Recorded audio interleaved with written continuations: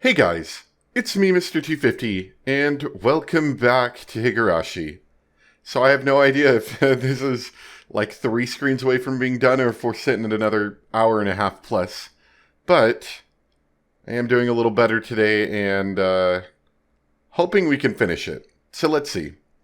We left off with Shion getting attacked by one of the guard members here at the clinic that was left over, and Irie did something weird, like really strange.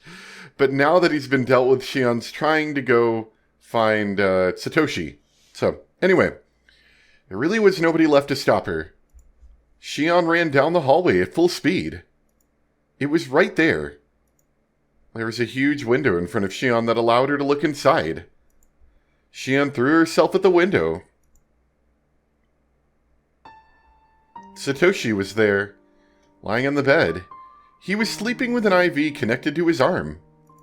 There were some wires attached to his forehead and chest to observe his brainwaves. The waves of light displayed on the machine they connected to proved that he was at least still alive. But he might be sleeping very deeply. His face was pale, and he looked like there was barely any life left in him. 生きてるんだよね。サトシ君、生きてるんだよね。落ち着いてください。入江先生、早く彼を。Irie brought in a stretcher to load Satoshi onto. Kasai opened it up. 早くサトシ君を、サトシ君を。シオンさん、彼を出す前に一つだけどうしても約束してほしいことがあります。Irie gave Shion a condition. What he's saying now, or what is he saying now? Shion angrily thought. 今から彼を担架に移しますが、決して起こそうとしてはいけません。いいですね。絶対約束してください。どうして起こしちゃいけないんですか？ That was the first thing Shion wanted to do. She wanted to tell him personally that he was free. But Irie was telling her that she couldn't do that. 辛いことですが、真実だけを手短に話します。 He's got the virus thing, right? And I imagine he's probably like terminal and they just like let him go to sleep so he wouldn't kill himself. サトシ君はあの日、末期発症により脳と心に深刻なダメージを受けました。幸いなことに命に異常はありませんが、サトシ君には目に入るものの敵味方、he's in pretty deep there. 真実と虚構の区別がつかないのです。過度の被害妄想と恐怖に取りつかれ、それから逃れるために急祖が猫を噛むように目の前にいるのが誰であろうと襲いかかります。昨年不用心なスタッフが整形手術を必要とするほどの大怪我をしました。彼はたとえあなたであっても例外としません。Shion finally noticed it. While Satoshi was covered in a blanket on the bed, there were 2 belts over that blanket, holding him down on the bed. In that, he also had leather straps around his arms. He was restrained to the bed. The belts had some marks on them. そんな、それって治るんですか？ Probably not. The silence that followed was cruel. Irie wanted to tell her that he would be cured, but he was a doctor.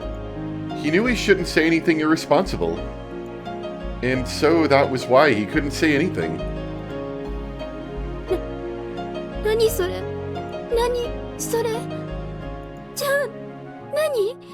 サトシ君はもうって言ってくれないの？私の頭を撫でてくれないの？なんで？ Shion cried as she pounded on the glass.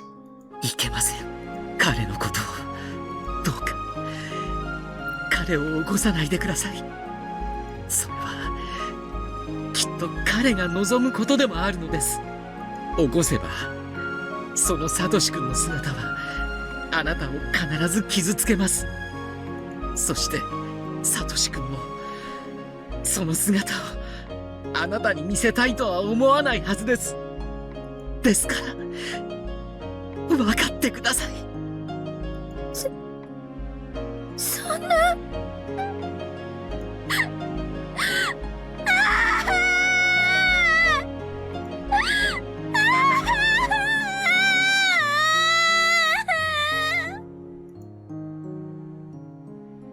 Shion slid down the window and hit the floor, crying uncontrollably. She scratched at the floor. The sad reunion and her anger made her claw at the tiles. If Satoshi's smile was there under the floor, Shion would scratch until all of her nails were gone. But Satoshi wasn't under the floor. He was right there. He was sleeping on the bed. And he wasn't supposed to be woken up.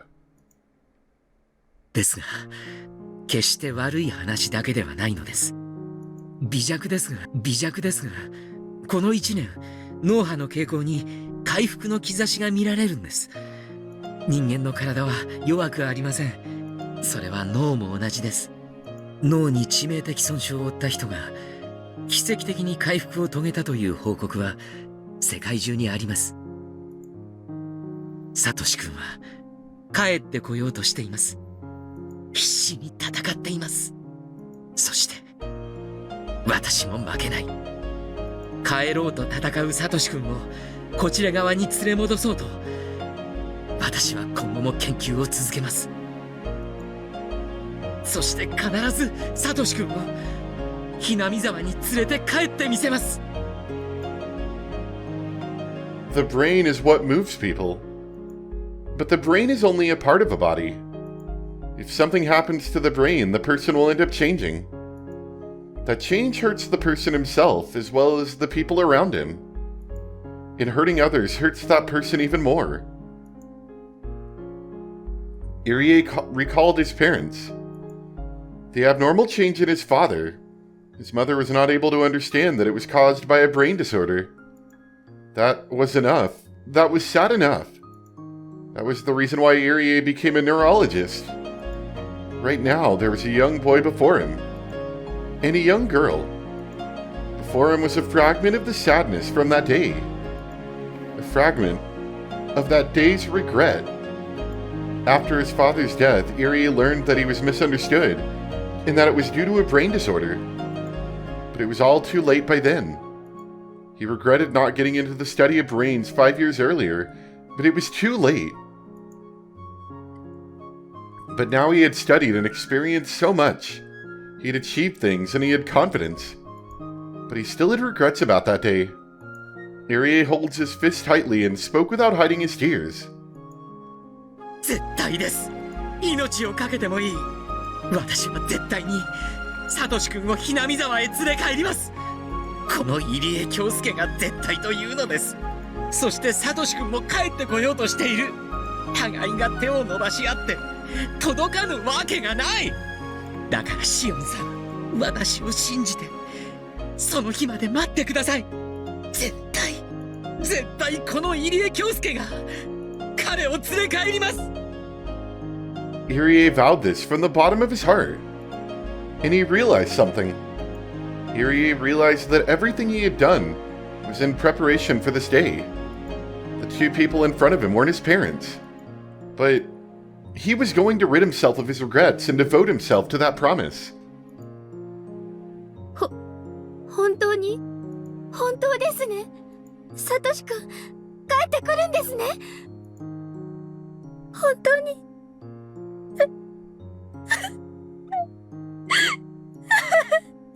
絶対です。私の人生のすべてを捧げてでも彼をひなみ沢へ連れ帰ります。だからシオンさん、その日を信じて私と待ちましょう。そしてきっと私たちで彼を迎えてあげましょう。その日まで待てますか？この悲しい事実をさとこちゃんに内緒にできますか？はい、サトシ君、帰ってくるなら、何でもします。何でも我慢します。あれを見てください。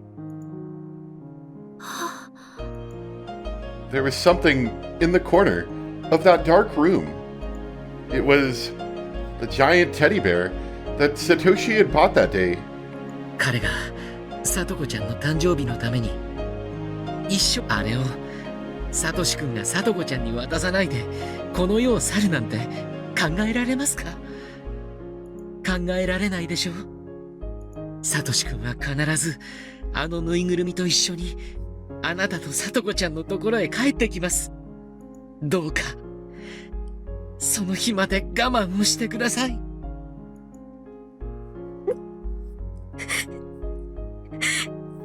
お見舞いに来てもいいですか？もちろんです。彼の脇に座ったり、本を読んであげたりしてもいいですか？それから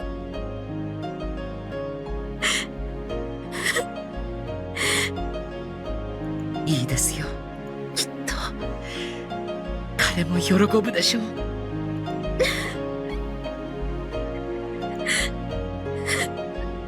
Shion started to cry again. Akisaka came in with Tomitake, but he couldn't say anything to her. 無事でよかったです。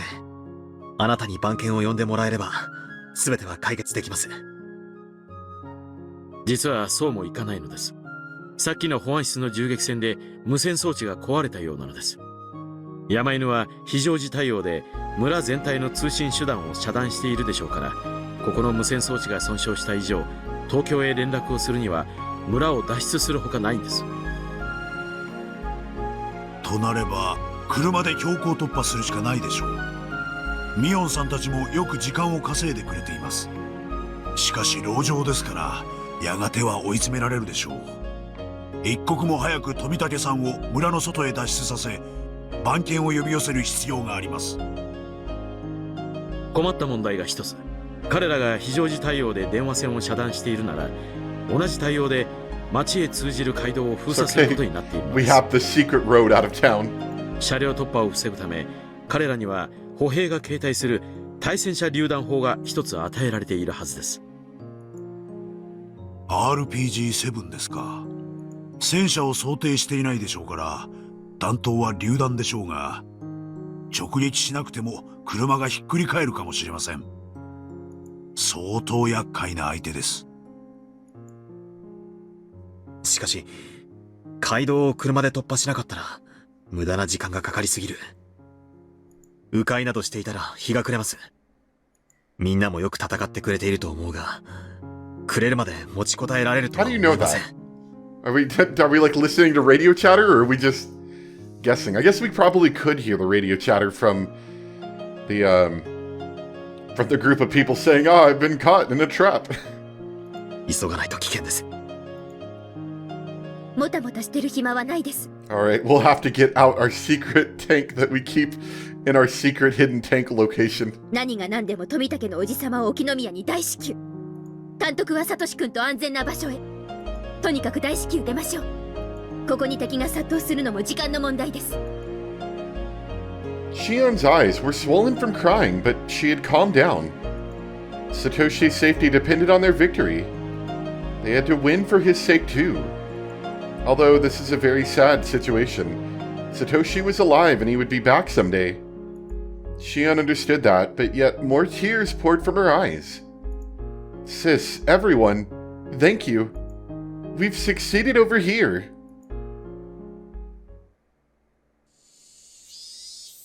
Assuming Takano didn't, interfere. I was half expecting them to be trying to leave and then Takano to come down the stairs and meet them with a group of men or something. We're just gonna flood the whole basement and then lock the door. Takano didn't have enough stamina to walk around in the mountains. She was running out of breath, but even so, she continued to scream at the mountain dogs on the radio. She wasn't using an intercom like the mountain dogs were.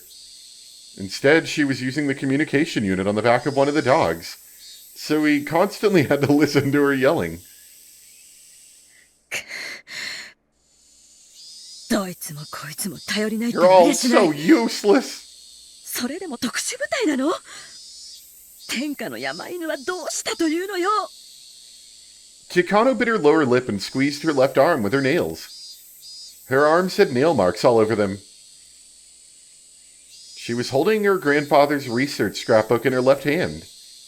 Even Chikano didn't know why she was holding it. Maybe she grabbed it unconsciously because she wanted her grandfather to comfort her. The mountain dogs had already suffered devastating damage. They had to walk around in an area they weren't familiar with, and they wasted their energy on the multitude of traps that had been set. Although they were as tough as can be, they were getting exhausted.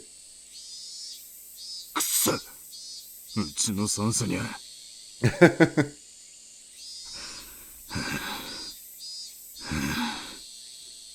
ウグイス1よりウグイス13。用心しろ。お前の左翼が沈黙した。今度はお前が狙われるぞ。ふざけるなよ。なんだってんだよ。俺かよ、畜生。He panicked. The same thing kept happening. His team members had been going down one at a time, starting from the left flank. And he was next. Did that mean the enemy was coming from his 9 o'clock? No, those demons didn't think normally. On this mountain, being aware of 360 degrees around yourself wasn't enough. Even being cautious of the ground below your feet and the sky above your head wasn't enough. They could transcend space and time itself. Where were they coming from? Come here, come at me! Nightingale 13 held his taser in front of... Get the gun! Held his taser in front of him as he looked around timidly. This taser could have been a powerful weapon, but it was far more effective used indoors. On this mountain, it was almost worthless. Nightingale 13 heard a noise behind him from a bush. He thought he saw something, so he fired his taser. The electrodes flew out into the bush. Did he just imagine it? He felt a tug in his taser. The cord from the taser was stuck in the bush, and he couldn't rewind it. If it wasn't useless before, it had certainly become that way. Then he heard a noise behind him again, and this time, he saw someone coming at him. But his weapon was useless. The newcomer growled at him. Oh. Okay, I was kind of expecting someone else.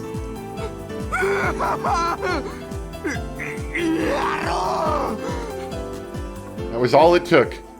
Because he was so scared he didn't think. That was exactly what Satoko expected. Satoko, who was up in the tree, dropped a metal bucket on his head. It landed perfectly.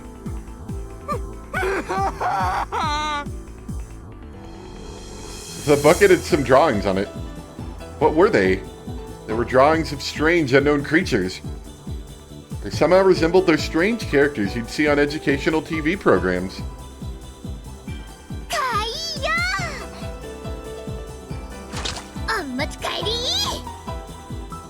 Miss Rena jumped out from another bush. She hit the bucket with a stick. No, maybe it should be described as a strike instead of a hit. The man flew backwards. Keiichi was ready for him. The stance he was in looked a bit like... That's it. He looked like a batter in a batter's. He's going to murder this man with a baseball bat. He was on one foot. That was the legendary one-foot swing, created by that one world-famous baseball player. Destructive force can't be measured from just one direction. It's a function of both speeds added together. Both Keiichi's strike and the speed of his opponent created a truly amazing destructive force.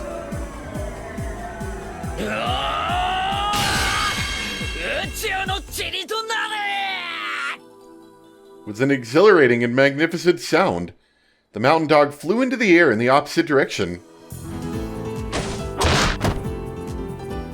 Alright everyone, get your sticks, and they just start beating him while he's on the ground. Then he rolled down on the ground and stopped. There, Rika awaited him. It was almost as though they calculated that he would end up there.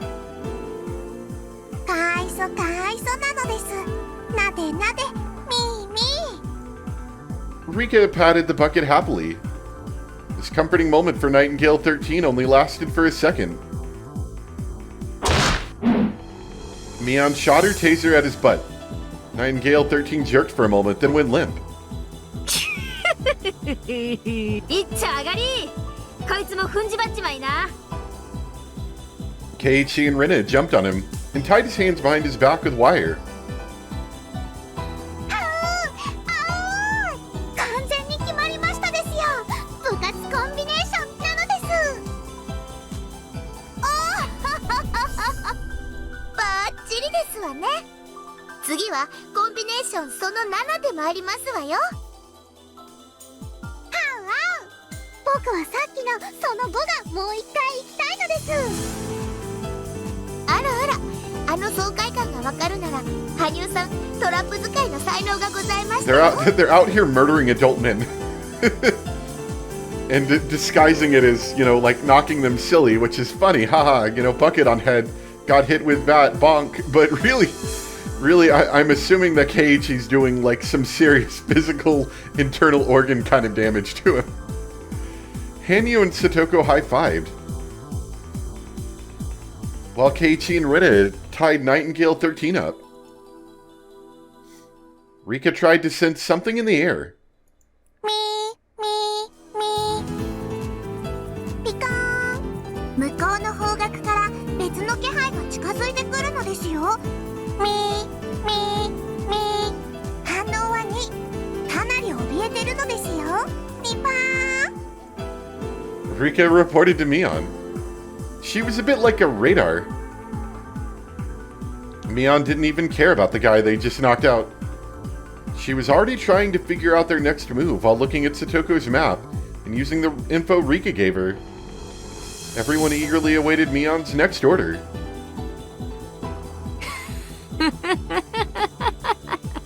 なんだいみんなのその目はまだまだ食い足りないって確かにね我が部としちゃようやく体が温まってきた程度だしね行っちまうこの山でみんなやっちまう Mion was a great leader. She had both leadership skills and tactical ability, but more than anything else, she was great at encouraging people's spirits. There are no cowardly soldiers under a brave general. And brave soldiers fight like a million men under Mion's command. Nobody could stop Mion and her club members. Both Mion and Okonigi's original estimates were too low. Now Okonigi was thinking something else. Before they started the siege, he likened one of them to a well-trained platoon. But that didn't fit anymore. They were on par with an elite armored division. Foot soldiers couldn't beat an armored division.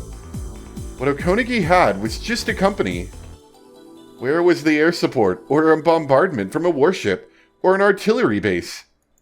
Okonigi needed someone to pump the mountain full of holes. If he couldn't have that, he needed a submarine to fire a nuclear weapon. If he couldn't have that, he wanted to retreat. Okonigi no longer doubted it. The enemy commander was a genius. Under a mighty commander, all soldiers became heroes. He wanted to see the face of the commander, or at least he wanted to know their name. But then Okonigi remembered that demons used to live in Hinamizawa. He also realized the commander had to be a demon. ウグイス13沈黙 Oh yeah, somebody had mentioned in the last set that apparently Skylark 13, the one that we had that big scene with and he got a barrel thrown at him, apparently that was, oh shoot, I forgot his name, hold on. That was Amakusa from Umineko, who had, you know, helped Angie. Which, he felt familiar, although apparently he didn't have a artwork in Umineko, apparently, not originally. So I'm not sure if I recognize the voice, or, you know, like if they use the same voice actor, or if possibly in the PS3 Sprite version they gave him an artwork. It has been a couple of years, so I can't quite remember that far back, but it's possible they just gave him the same artwork, you know, changed it up a little bit, made him not look like a soldier so much. Anyway. 大鳥4沈黙ここちらひばり店。子供の笑い声が聞こえる。包囲された。 I feel like if they put away the tasers and they got out the guns, they'd get a little... They're like, these kids wouldn't get quite as far. Like, some of them, sure, surprise attacks definitely are going to have some, you know, definite effect over these soldiers that are scared. But, like, for example, when Satoko was sitting on the log, the guy could have just gotten out a gun and shot her. So, anyway. 頼む、助けてくれ。ひばり店、退却しろ、退却しろ。退却ってどっちにだよ。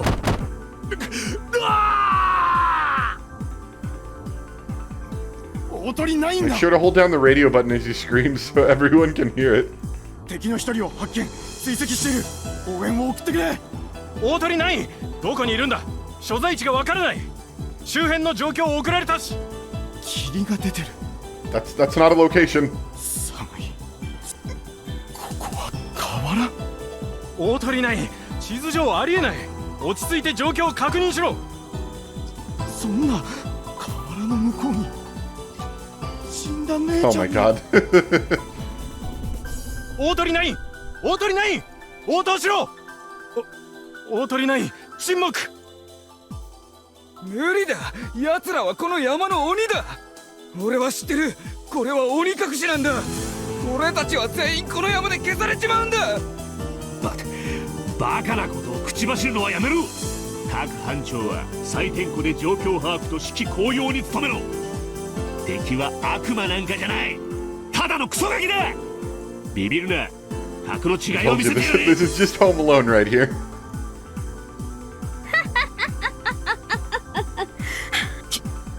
聞こえる誰のインカムから聞こえてるんだ俺じゃない俺じゃない Keep the comms clear, guys. クマだ大鳥3だここには野生のクマがいるのか聞いていない大鳥1一度撤退し下記の武装の検討をバカ言うんじゃねえいくら矢口三家だって Yeah, but I'm gonna give you the firearm approval anyway, because I'm an idiot. 連中のハったりだ乗せられるな I mean, like, I get it. Like, you know, the no firearms thing, sure, but they're out pretty far in the woods now, I would say, right? I guess gunshots do carry for a while, especially in what I believe is kind of a bowl. Like, the whole village is sort of in a bowl of sorts, which is why the whole gas attack works, because it all just kind of, like, it's heavier than air, so it all just stays in this bowl, so to speak, where it, you know, kills all the villagers. So maybe it echoes off of the other mountains, and it would be suspicious, I guess, but they're losing a lot of men. Like, this isn't working. 人の身に過ぎたるを知らぬ愚かなる人間たちよ汚すことを許されぬ聖地を踏み荒らす罪を知るがいい我に感謝せよ聖地を汚した罪をあがなう機会を与えしことを感謝せよ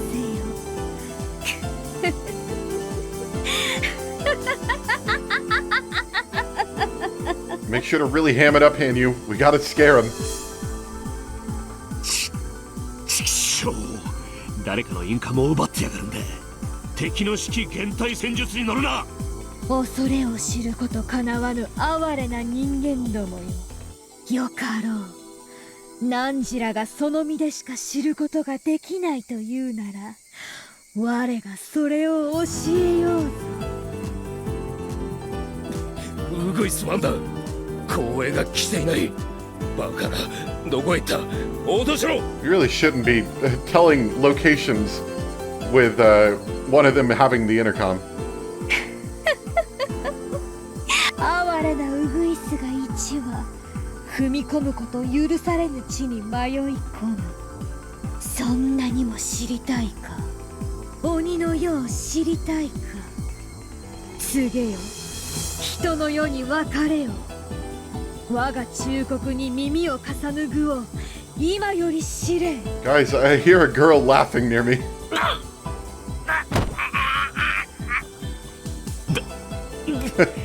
誰の姫だ今のはウグイス天候を取れ。 that was I'm Nightingale 82.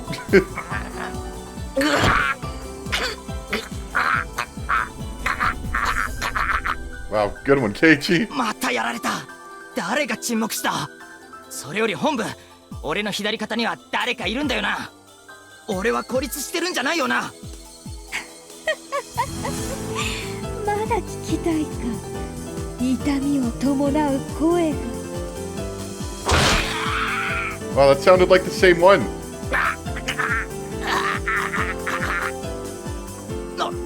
なんだよ今の音。 Yeah, that sounded like Keiichi laughing, actually. 何がひしゃげたらあんな音になるんだよ。俺昔電車の飛び込みを見たことある。あん時と同じだ。全身がひしゃげる音だ。嫌だ、そんな死に方ごめんだ。死にたくねえ、死にたくねえ。やめてくれ、山の神様。俺も好きでやってるわけじゃねえんだ。給料もらってやってるだ Stop けなん yelling だ。 this into the comms. ウグイスワンより本部、ダメだ。 Get it together. 士気の高揚は困難。隊員の脱落と士気低下は深刻。これ以上の戦線維持は困難。損害が増えるだけだ。だから落ち着け。他の隊員は野戦の素人ばかりじゃねえか。お前はあの地獄の卒業生だろうが。そうお前が混乱してどうするんだ。落ち着け。お前が範を示せ。本部、ウグイスワンが応答しない。そんな、あの人がやられるなんてダメだ。やっぱり悪魔だ。ダメだ。くそ。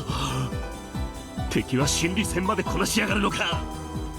ガキどものくせにプロの不正規戦部隊に指揮減退戦術まで仕掛けやがるというのか。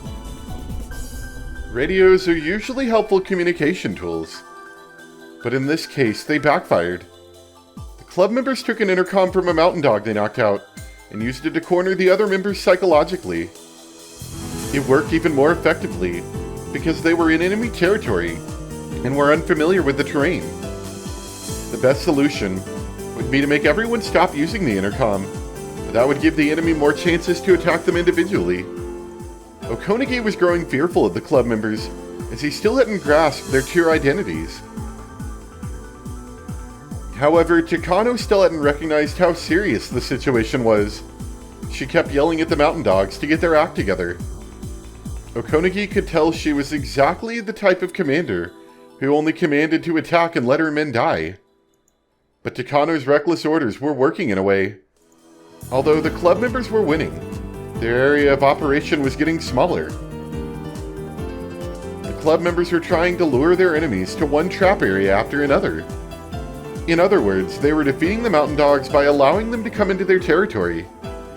The mountain dogs were about to be annihilated, but the curtains were closing on the club members' theater too. Okonagi realized his enemies were trying to finish this battle in a hurry. If the mountain dogs fell back, everything they'd done would be for nothing. He didn't want to, but he had to follow the princess's order. Okonagi figured he was finally about to get his enemies,